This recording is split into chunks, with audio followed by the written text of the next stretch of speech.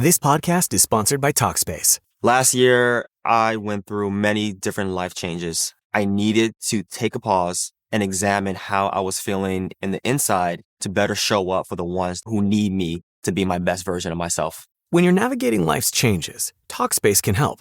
Talkspace is the #1 rated online therapy, bringing you professional support from licensed therapists and psychiatry providers that you can access anytime, anywhere. Living a busy life, navigating a long-distance relationship, becoming a first-step father, Talkspace made all of those journeys possible. I could speak with my therapist in the office. I could speak with my therapist in the comfort of my home. I was never alone. Talkspace works with most major insurers, and most insured members have a $0 copay. No insurance, no problem. Now get $80 off your first month with promo code SPACE80 when you go to Talkspace.com. Match with a licensed therapist today at Talkspace.com. Save $80 with code SPACE80 at Talkspace.com.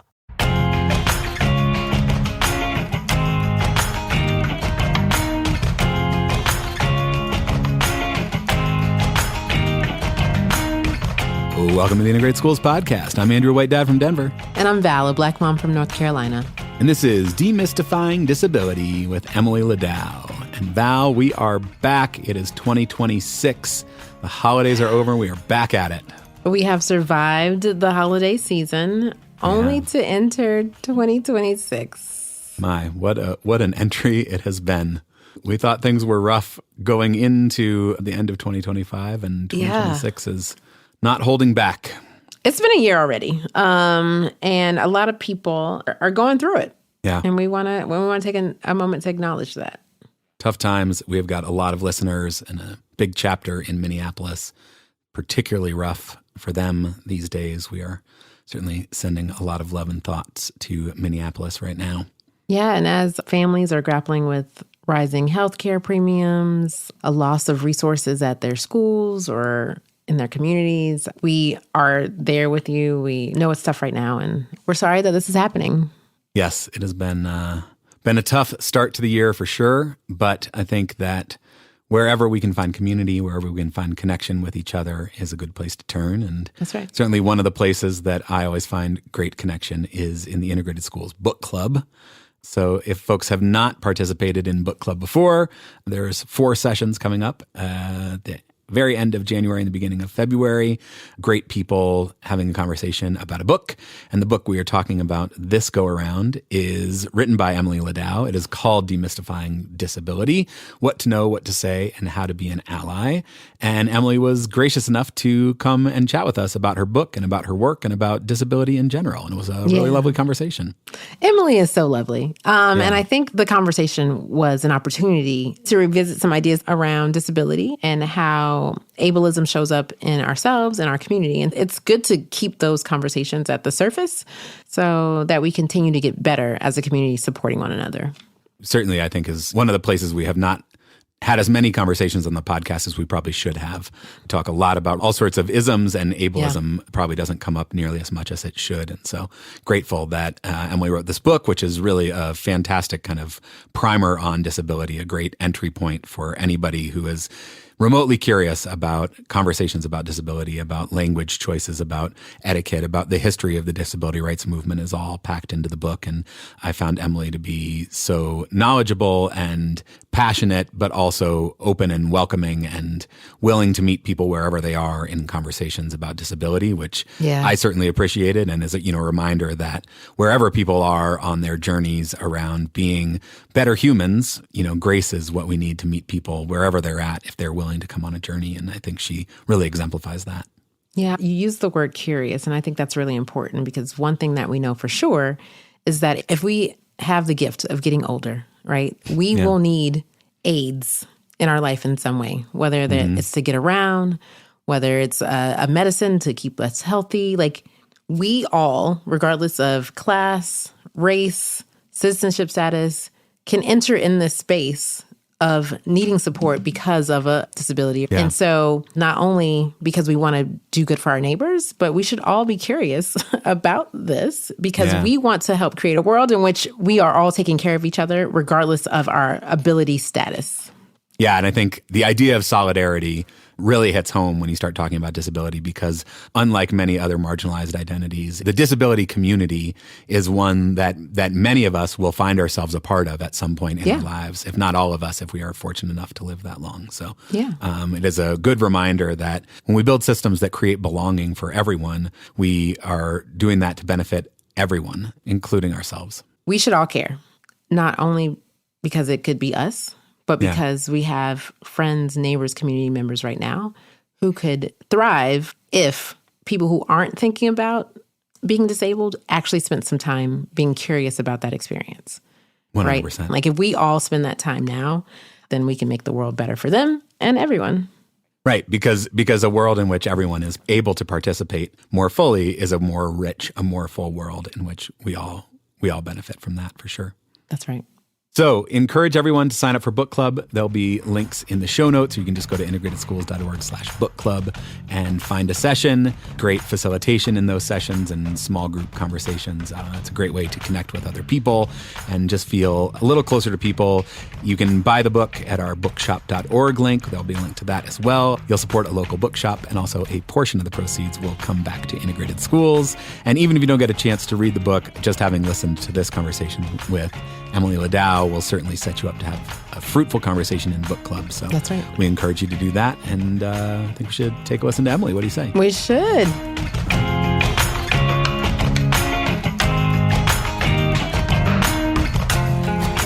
Hi, I'm Emily Ladau. I am a disability rights activist. I am the author of a book called Demystifying Disability: What to Know, What to Say, and How to Be an Ally. And I am incredibly passionate about having conversations about disability and really engaging people to talk about a topic that they might otherwise feel uncomfortable with, and really making it approachable and accessible to them. Thank you. That comes through in the book. Demystifying Disability. Why did this book need to exist, and how did you come to write it? I want to give a very important caveat that I don't consider myself at all some kind of sole expert on the disability experience. There are more than 1 billion people around the world who have some type of disability, and that means that you're going to have more than 1 billion experiences and opinions around disability. So I am one person who contributed one piece of writing to a much broader conversation. But I had never really considered writing a book specifically like this one until my literary agent actually found me after I recorded a podcast episode about disability. We came to the realization that there was a gap in the market for any kind of 101 book about disability that approached it in a really non-judgmental and approachable way. So we took the chance, and I am really, really glad that I was able to contribute this work to the broader conversation.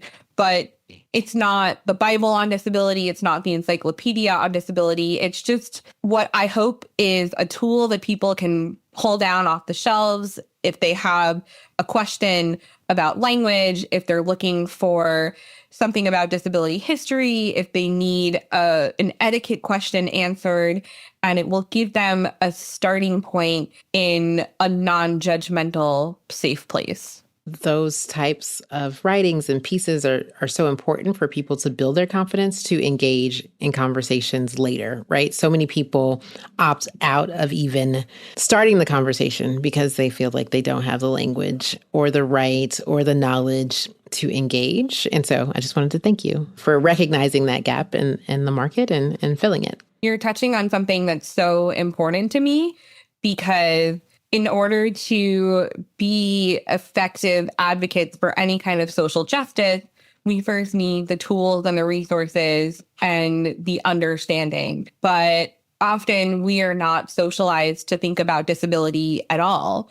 Or if we are taught about disability, it's usually from a very negative, medicalized perspective. And we don't look at it as a cultural identity with a history and a community connected to it. So I want people to feel like they have the space to learn about disability so that they can effectively engage in the conversations and the work, because I know that it's not taught in our history curricula. It's not something that we are exposed to accurate, nuanced portrayals of nearly enough in the media. So we can't expect that people know how to approach the conversations without having the tools to do that.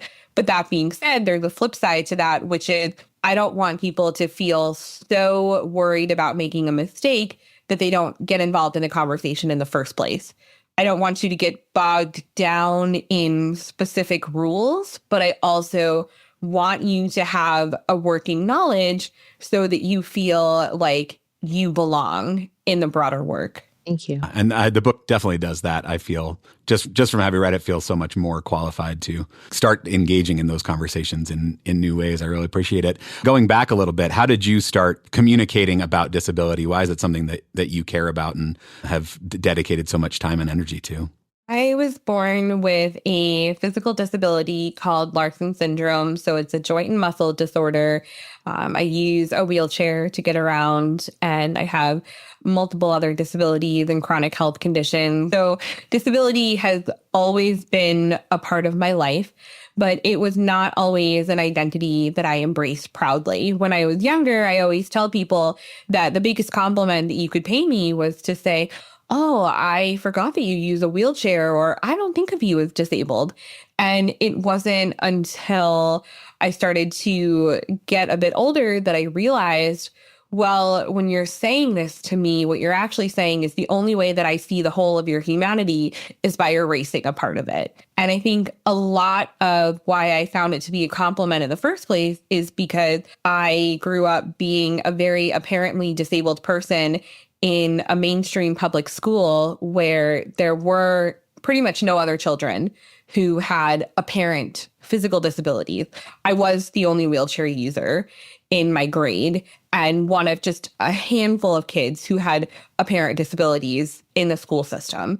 So I wanted to ignore that part of me so that I could fit in.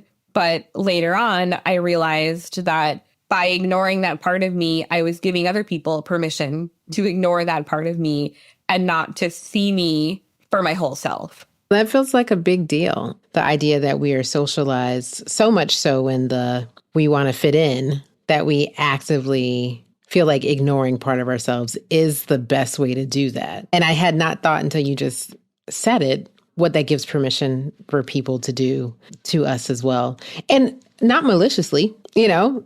I think you raise a point that actually really resonates with me in the sense that most people are not malicious in their intent. And I know, for example, that I also grew up in a very, very white area. And that bubble for me was not popped until I went to college. And at that point, as much as I was asking people to better understand my experience as a disabled woman, that did not absolve me of the work of better understanding that my narrative as a white woman had been so limited in scope for so long that I needed to expand my thinking about what it means to be a person in the world, really. And so I think that's where I've learned to give people more grace. Same. I understand what it's like to be confronted with the fact that you grew up in a bubble and you now need to have a reality check and see what the world actually looks like. Yeah. And so as I learned to do that for identities and experiences and cultures outside of my own, I'm also more willing to give people grace to do the same and to try to be a support as they're popping their bubbles. And I'm not saying that we owe continued grace if people are showing that the intent is in fact malicious. Right. But I am saying that I'm trying to start from a place of meeting people where they are. And I know that disability is so relegated to the sidelines it makes sense why people don't necessarily have a grasp on how to talk about it. And I'm hoping to ease people into it so that it doesn't feel so scary. That's where my grace comes from too. I need so much grace that it feels easy to be able to offer grace to other people as they are trying to figure it out, as they are actively working to figure out how to be better allies, better supporters, better humans, Yeah. It seems like your whole career, Emily, has been about offering that grace to a number of people in a number of places and being willing to engage in conversations. What are the things that you have come across in doing that work that help you sustain that, tapping into that grace to be able to continue to have these conversations? Because I'm guessing they are not always instantly revelatory, that people are immediately sort of brought over to the other side. You're right. It is exhausting in a way to feel like a teachable moment all the time. It's not as though I take my identities off and put them on a shelf at night. Right. I am always disabled. And so I can't flip that switch off even when I don't want to be in advocate mode or educator mode. And it can be a lot to hold. But at the same time, I feel like it's harder to hold the bitterness and the resentment that comes with expecting people to simply get it and to understand when you're not willing to meet them at least part of the way. And that's not always a popular opinion among social justice movements and circles. I know that there are people who feel that I pander to the non-disabled community. On the flip side, there are non-disabled people who feel that I am too radical, and I can't win and I can't please everyone. But what I can do is remind myself that if I can change one person's mind, if I can shift one person's thinking, that is going to have a ripple effect. And I am 0% a motivational speaker, but this is the closest I ever get to it when I remind people that the ripple effect is a real thing. Because when you're tired and you don't want to keep doing this anymore, if you've impacted one person, that one person will in turn impact someone else.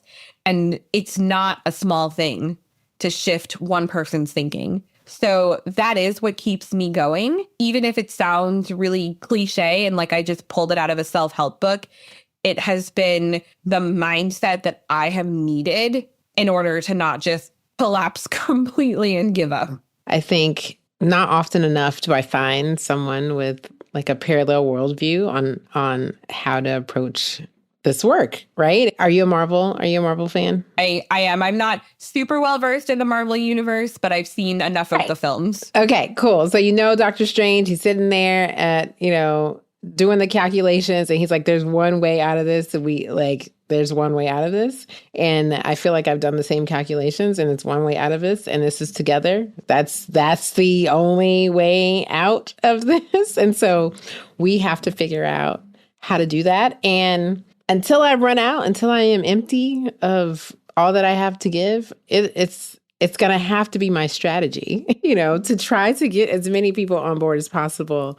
And it's not easy work. And I think if you are only operating in an echo chamber, then you might not honor or respect the work that it takes to get outside of that echo chamber, to get someone to listen to you, to pause in their thinking, to reflect again, to have an aha. Sometimes those ahas take years. Finally, 5 years later, they're like, oh, Val, I finally understand what you meant. Thank you for not throwing me away 5 years ago. Right. And I'm like, yeah, you were trying me. I wanted to throw you away. I didn't, but I thought about it, and so it's important work. I think we need all types of folks doing the work. I think we need folks who are the most radical to keep pushing us in that direction. And you need folks to serve as bridges between the people who are learning and our most radical friends. I appreciate that sentiment. And I think what you mentioned about echo chambers really strikes me too, because I've seen echo chambers in both directions. I've seen, of course, the echo chambers of not connecting with people of a wide variety of identities and lived experiences. But I've also seen the echo chamber of where we are only talking to each other in movement-related work. and neither one is effective. So to me, I don't want to be in either echo chamber, because if I'm just talking to the disability community, I'm also not reaching the people who we want to bring into the conversation to make the world more accessible and inclusive in the first place. Right. I always try to look at both sides of the equation, where it's lovely to be in community, but we can't do that at the expense of shutting out the people who we are asking to include us. We had Loretta Ross on just recently, who has a book called Calling In, and she said something to the effect of like, if white supremacy could be solved by Black people, it would have been solved already. I think similarly, if ableism could have been solved by disabled people, it would have been solved already. There feels like some real parallels here, that we need the folks who have potentially unearned power in the world to come around to the needs of all of our communities, to start thinking about what does a world look like that is designed by all of us to serve all of us. Totally. You're bringing up the parallels between combating white supremacy and combating ableism, recognizing the interplay between the two, and the fact that we can't fight back against either of them in silos, especially because disability as an identity cuts across all other identity groups. And it's also pretty much one of the only marginalized communities that anybody can join at any time. Yep. And I always say, that's not a threat. We're cool. We're fun.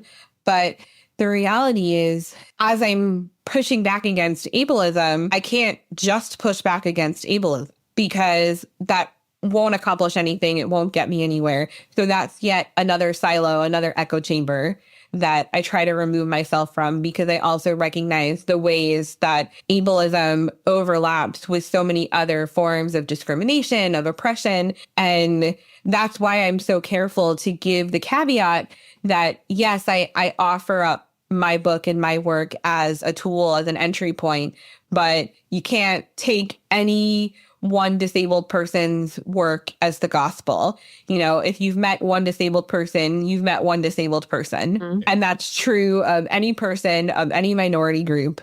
I'm very lucky and privileged that I have the opportunity to communicate about disability and about the work that I do, but I'm hoping that it's just to point you in the direction to more people. What I also want us to elevate is that disability activists, the disabled community, also provides us with models of activism and solidarity too, right? So it's not just, hey, we see this group as another oppressed group.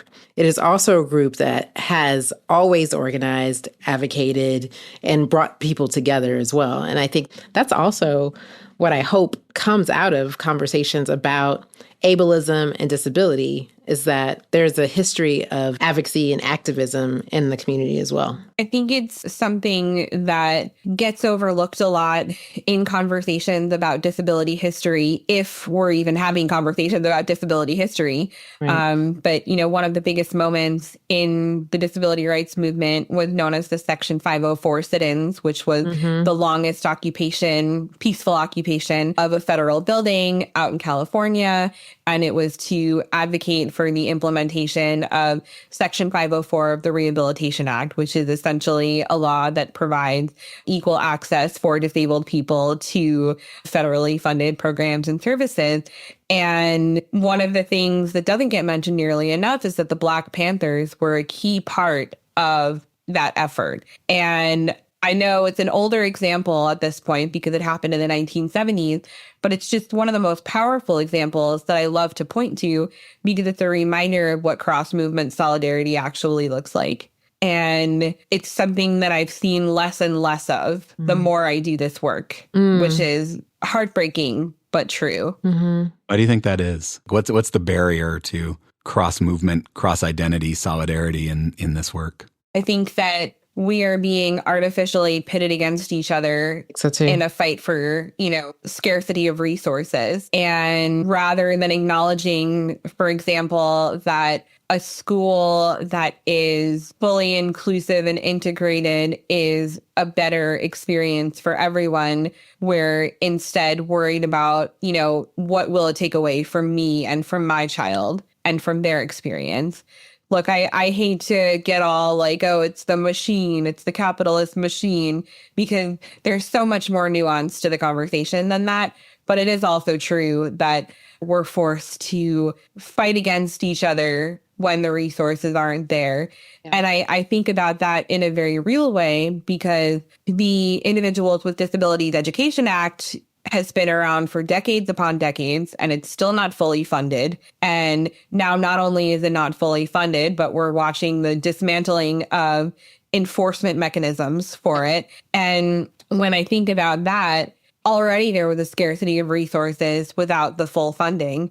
Yeah. And now we're artificially being forced into even less resources. And so we're all fighting against each other for the crumbs that are being dropped. And it's challenging because we can't see the forest for the trees and see that we'd be much stronger if we worked together to get more than crumbs. Yeah. I think because there are crumbs, communities feel like they have to take care of their own because other people won't. I think that feels just more prevalent, as of 2024 than in recent history. And I really hope we're able to get out of I just got to take care of my own mentality. Yeah. Everyone should get the book. There's so much good content in there and advice and kind of easy entry points for anybody wherever they are on their journey in terms of understanding disability. But I want to just hop into maybe a couple of the areas that I found really fascinating. And I wonder if we can start with identity first versus person first language. And you can sort of give us an overview of, what those are and how you think about using them. I am a total word nerd. I love talking about language. As I mentioned in the book, the way that we think shapes how we talk, and the way that we talk shapes how we think. So it's very much a cycle. And that means that it's really important to be thoughtful and mindful of the language that we're using. And when it comes to talking about disability, there's certainly no hard and fast rule. And I'm not here to tell anyone that they're doing something right or doing something wrong. But I am here to ask people to think very carefully about how they are communicating and what they are communicating. In terms of person first and identity first language, a pretty, brief overview of that is that person first language emerged from advocates with disabilities who said, we are so tired of being seen not as whole humans, but only for our disabilities. And we are people with disabilities. We are people first. And from that line of thinking emerged a response, which is, why do I need to separate my disability from my personhood in order for you to see me as a whole human being? To that end, people started to shift from saying person with a disability to disabled person. But that being said, there is no universal consensus on what's correct. The correct answer is, what are you, as someone who identifies as disabled, most comfortable with for yourself? And I really encourage people to, whenever they can, ask a person what their preference is. But if there's no opening to do that, what I tend to do is vary my language. So even in the midst of a conversation, you'll hear me say people with disabilities, disabled person. You'll hear me try to honor both ways of thinking. I do that in my writing too. There is no perfect solution because there is no right answer. But to me, if I can honor both ways of thinking, that's my pathway in to at least show I see you and I respect you no matter what it is that you choose to use to identify yourself. I think that's such a powerful framing, because I think on the internet, people get into, well, this is the right way to refer to a disabled person or a person with disabilities. And certainly the default is like, you person, what do you like? What makes you feel seen? That is the only right answer. But I feel the tension in both of those things, that there is a tendency to erase somebody's personness and then a tendency to erase a key part of somebody's identity, going the other direction and trying to walk that line. I mean, we're up against the systems and structures that make disability something that people would want to erase or want to avoid. And it feels tricky, but I appreciate the nuance that you bring to that. I also don't want people to get so bogged down in semantics that they won't approach the conversation at all. Right. And I don't say semantics dismissively because I do think that language is very important. But if you're afraid to start the conversation because you don't know the right thing to say, I would rather you say the quote unquote wrong thing, and then I will engage with you and find a way to guide you to either my preference or to what's more broadly correct and acceptable. That type of response requires some reserves, but it also requires trust and trust building, right? What are the ways in which you work to build that trust, right? Because there's some people you're like, I'm not even gonna bother explaining this to you because I just don't feel like it. But there's some you're like, I want to go there with you because I actually am fond of you as a human, and I want us to talk about this. Calling people in can activate a sense of shame and embarrassment, and then the response can be like receptive all the way to like super defensive. And so how do you calculate that move?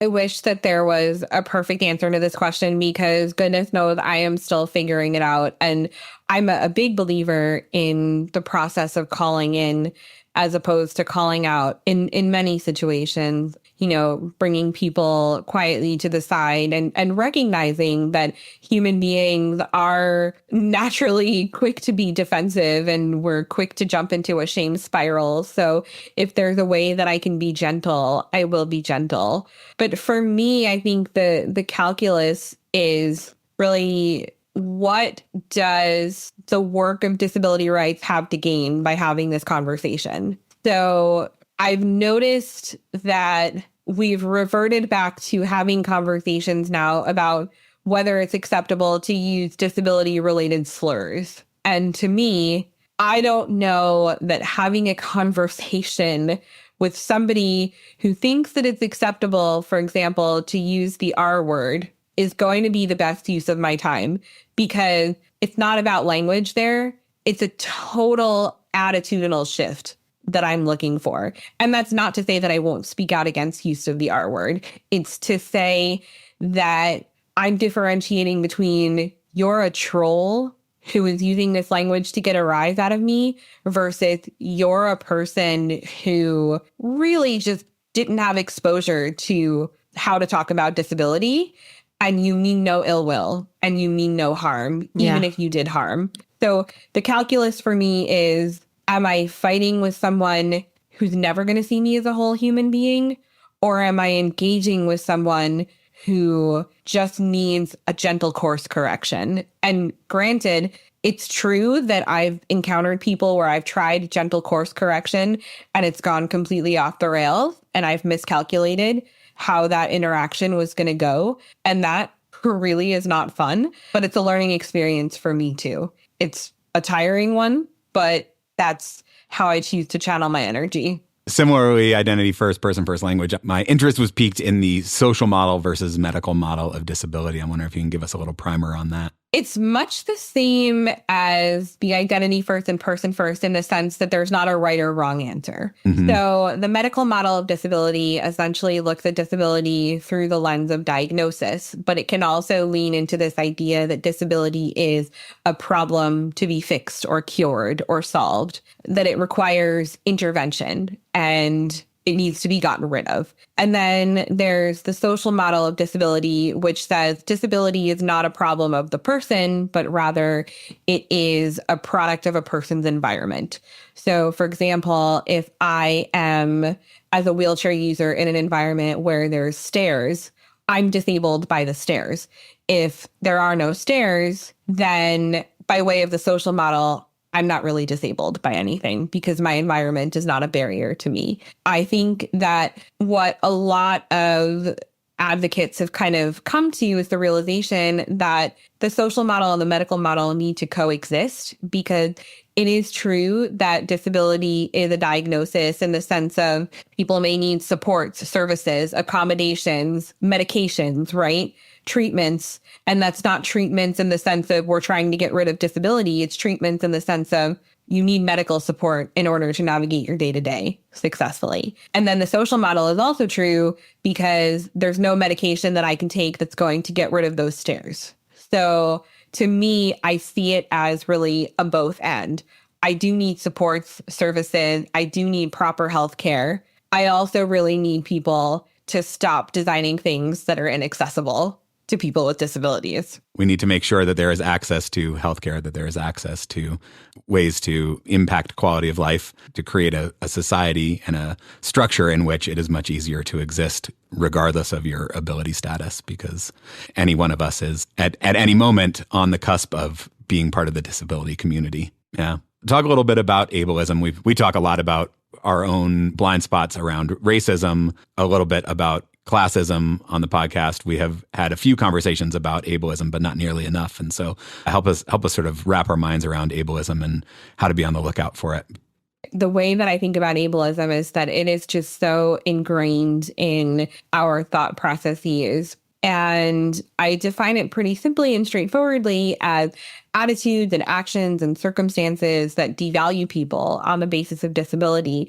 But that can show up in small ways in our language. And one thing that's interesting, if I may actually share a piece of feedback, is you used the term blind spots when you were talking about different types of isms. And I say this not to call you out, but to name that it is so ingrained. I do this too. I say so often, and I have to catch myself, that I have blind spots, that it fell on deaf ears, that I'm using something as a crutch, right? It is so ingrained into our language that we don't even recognize those attitudes within us. And that doesn't mean that a person who uses certain terminology is ableist. It just means that we have been building upon a foundation of ableism for so long that we don't recognize it when it shows up in our day-to-day conversation. But it also shows up in so many bigger ways. I want to talk about systemic ableism too. And the example of that I give is transportation. So I am a New Yorker, and the transportation system in New York City is notoriously a disaster, but it's also very, very inaccessible. I have gotten trapped on subway platforms. As a wheelchair user, I've gotten my wheels stuck in the gaps. I haven't been able to get on or off the train. The elevator's been broken. It's a mess. And the reality is that many, many people need to rely on public transportation. And when public transportation is inaccessible, how do you access education, employment, healthcare, socialization, going to exercise your right to vote, grocery shopping? How do you get food? I want people to understand that ableism is just baked into our systems, because when one system shuts you out, you cannot participate in another system. And when you cannot participate in another system, you're then essentially shut out of full participation in what should be a typical day-to-day life. So ableism can be the small comments, it can be the big systems, and ableism truly is everywhere. And most of us have absolutely no ill intent. We just exist in a world that was not designed with disability in mind. Yeah. I was diagnosed with hypertension in 2016. Now I'm on a daily med. And I remember early on in the process, like I was really grappling with my own internal ableism and what it meant to be like a full human, right? Because now I relied on a daily medication in order to live. And I was like, no, I can beat this.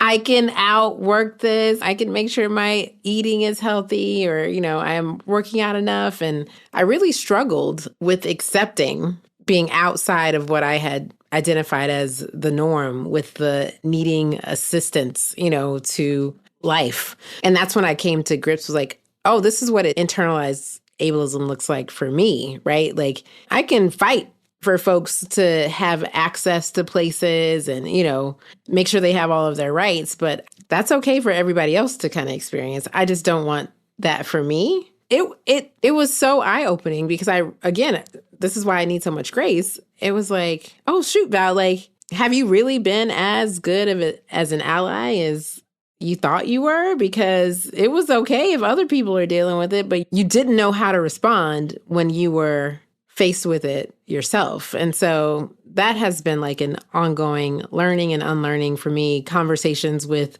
my kids about it, making sure that wholeness is not rooted in whatever like the physical thing is, but in who you are, like in totality, right? I'm still trying to find the language for that myself.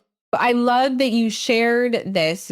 I relate so deeply. Mm-hmm. Every time I acquire some kind of new diagnosis and I feel like I collect them like Girl Scout badges, I find myself feeling bad about myself, feeling like it's some kind of moral failing, like I did something wrong. And I still, no matter how many times I will tell other people, don't apologize for your existence, I will still apologize for things like, oh, I'm so sorry I can't go to that place because it's not accessible. No. Why are you apologizing for that? If you were literally anybody else, I would tell you, stop apologizing. Right. But for me, I'm like, I'm a burden. Like, you're trying to include me in your plans and I've just ruined everything. I should just stay home. So we always internalize attitudes that I hope, would not point in the direction of other people. Yeah. I am still working on that. And I think it's just going to be a lifelong journey. I think that every single time I feel like I'm some kind of a moral failure because of my disability, I try to at least turn it around on myself and say, what would I say if I was talking to another person? That's good. Because I wouldn't want them to feel that way. No, thank you for that. That's a good reminder because I have not thought to say that to myself yet. So thank you. I want to talk about schools briefly. We talk a lot about the benefits of integration across lines of, race and class in schools. And again, have not spent as much time. We've had a couple of episodes, but not nearly enough about disability. How do you think about, sort of inclusive schooling environments that are giving the supports that are needed to students with disabilities, but also not recreating segregation within our school walls? Schools are so often faced with a lack of tools and resources to do truly integrated, inclusive education well. And that's not the fault of the school, that's the fault of the system. I am a huge believer in truly inclusive education, but that starts from the ground up. It starts with ensuring that teacher education is mindful of disability, that it's not just one unit in a class or a section in a textbook or a one-time school project, but it's actually an ongoing concentration throughout your time learning to teach. And then once you get into a school system, being given the support you need to be the best support that you can to your students, because teachers are asked to be all things to all students at all times. And I understand that. And so I really do see why inclusion can feel overwhelming. And it's not because inclusion is the wrong thing to do. It's because we're being given the wrong tools and resources, if we're being given any tools and resources to do it in the first place and to do it well. So to me, I'm forever an advocate for inclusive education. But more than that, I'm an advocate that we recognize it's not just about having disabled students in the classroom. It's about actually recognizing what we need to do to best serve all students.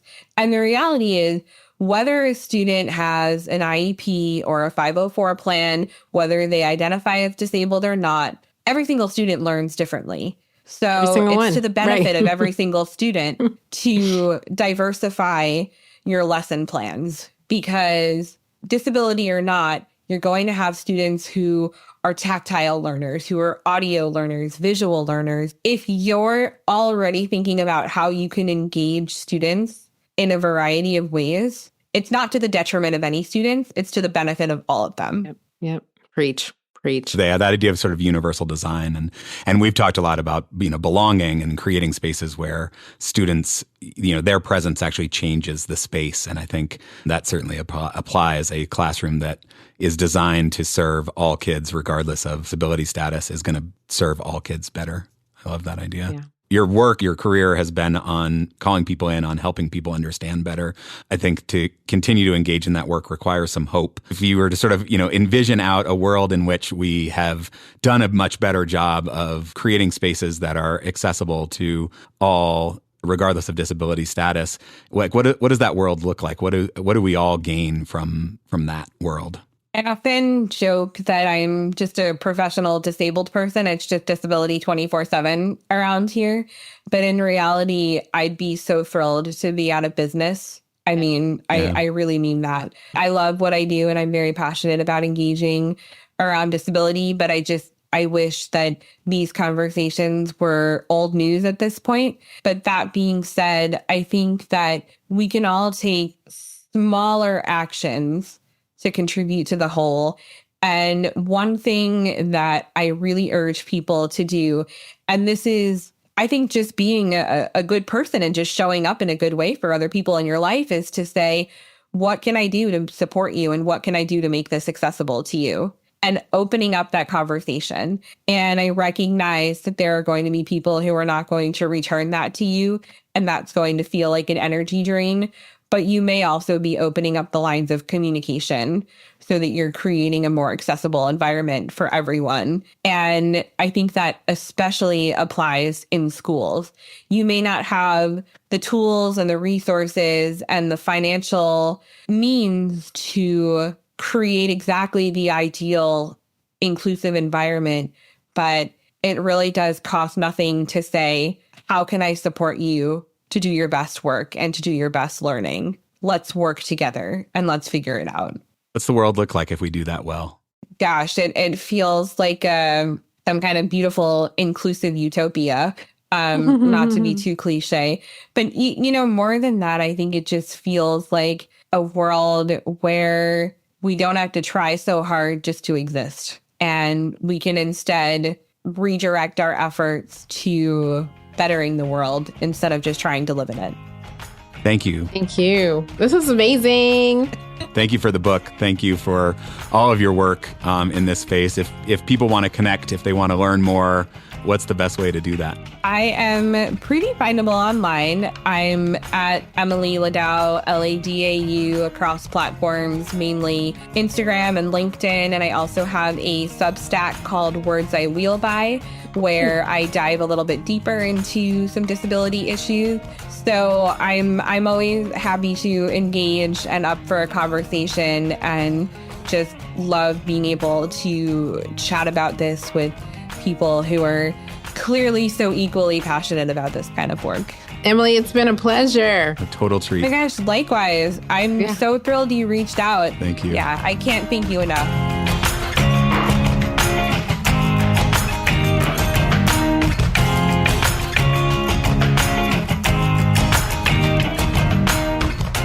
So Val, what did you think? Oh my gosh.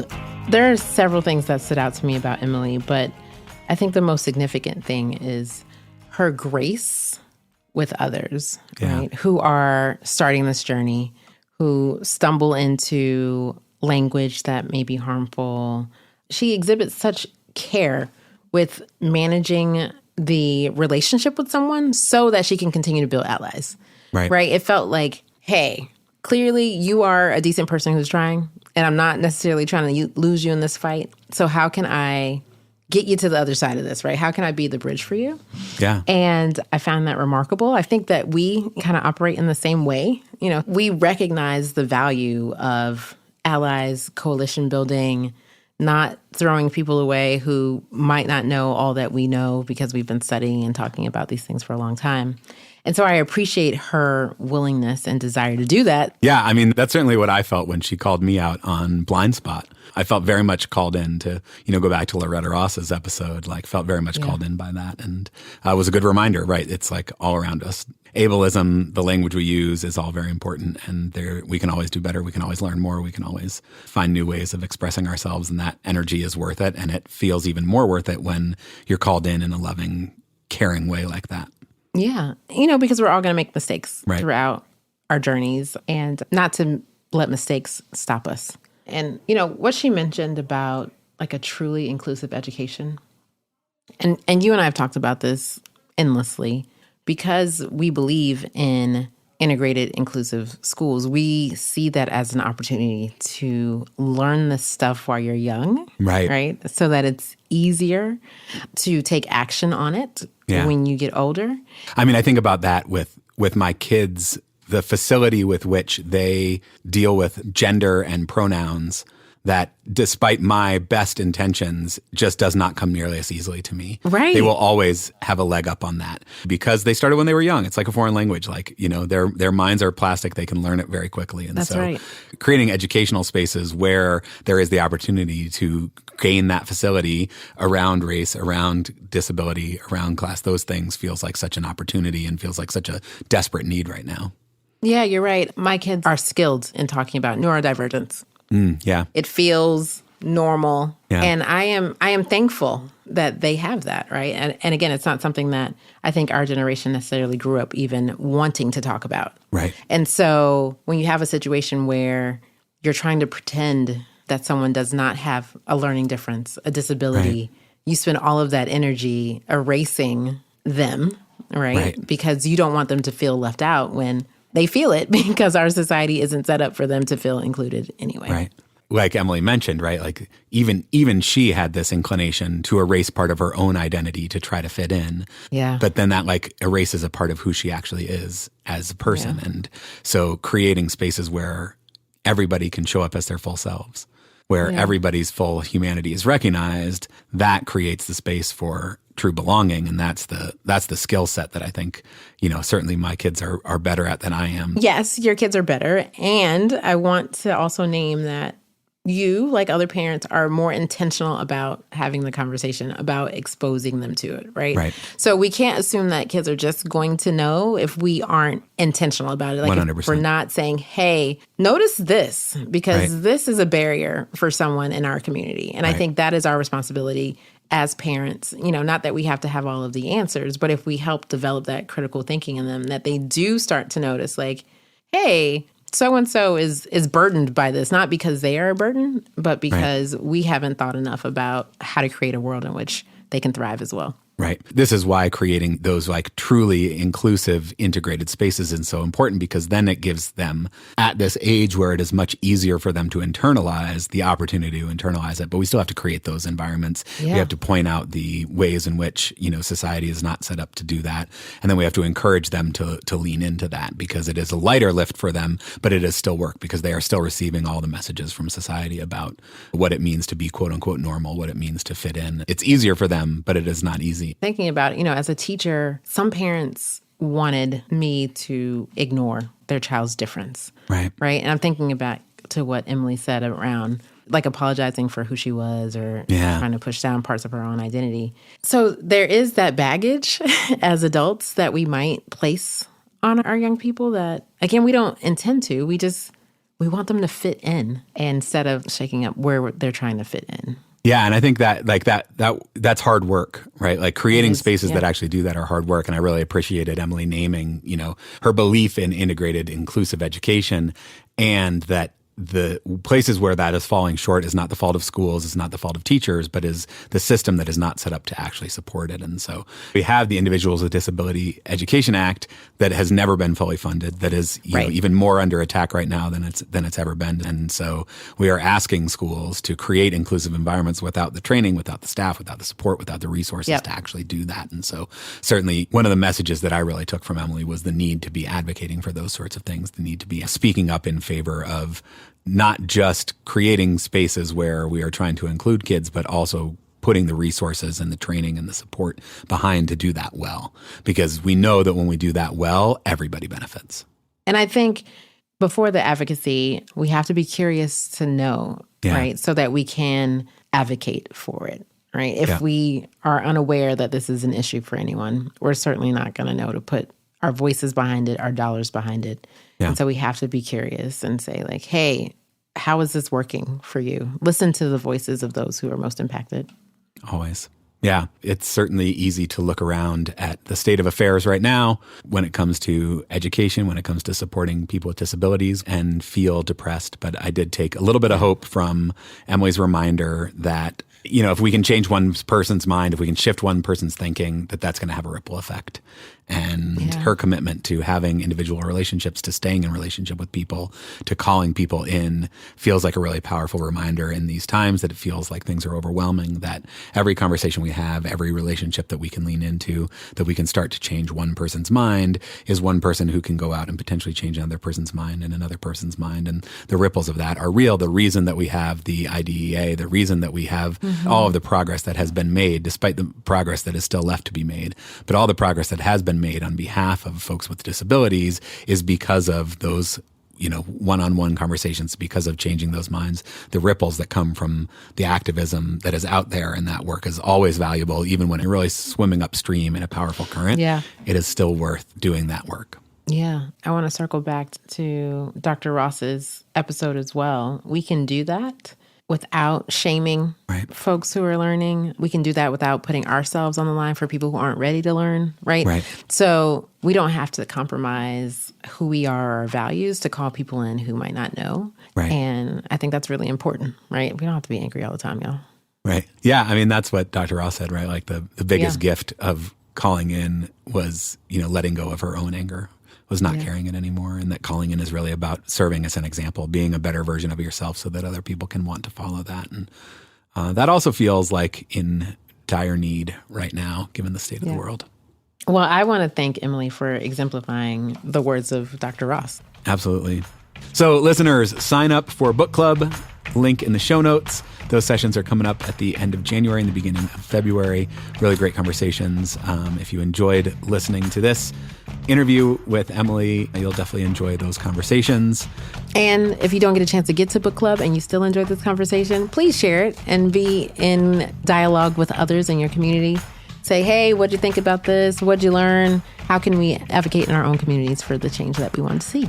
Yeah. And then send us a voicemail and tell us how those conversations went. What are the things that are sticking with you from this conversation, from the book if you read it, from book club? Speakpipe.com/integrated schools, speakpipe.com/integrated schools, or just record a voice memo on your phone and email it to us, podcast@integratedschools.org. We want to know what you're thinking about. We'll also take your emailed money. And by that, we mean you can go to integratedschools.org, hit donate, the big red button on the home screen there. All of your financial support helps make this podcast go, and we are thankful for your support. Absolutely. We are very grateful for all the support we had near the end of the year. January is not a time where tons of people are asking for money, but it is a time where people are budgeting. And so if you were able particularly to do a monthly contribution, we would be very grateful for that. You can also do that over on Patreon, patreon.com/integrated schools. You'll also get access to our show notes and facilitation questions and happy hours and stuff we'd love to see over there. Yeah.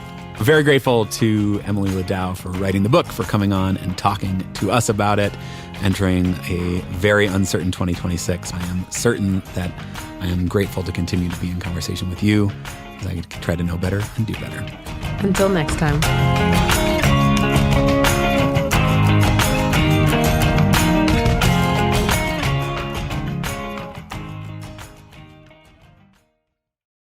If you're a podcast host, listen up, this one's for you. My name is Allie Jackson. I'm the host of Finding Mr. Height, a dating and relationship podcast that I've been doing for 4 years now, sharing my positive and practical approach to dating that's built on my own life experience. And I wanted to share another experience that I've had, my secret behind monetizing my show. It's called Red Circle, and I was just telling my colleague about how much I love their platform. With Red Circle, not only am I getting a seamless hosting experience, but I also love the support I receive in ad sales. It's not just typical ad sales either. It's targeted opportunities based on my show and my life. And the platform is super simple. You just set your preferences and Red Circle matches you with sponsors that align with your show. You can vet every opportunity and their platform gives you great analytics. More recently too, my Red Circle team has brought me opportunities outside of my podcast on social media to really augment the podcast partnerships, bring them full circle. I just can't recommend them enough. If you want to give it a try, go to redcircle.com to get your free trial. That's redcircle.com for a free trial.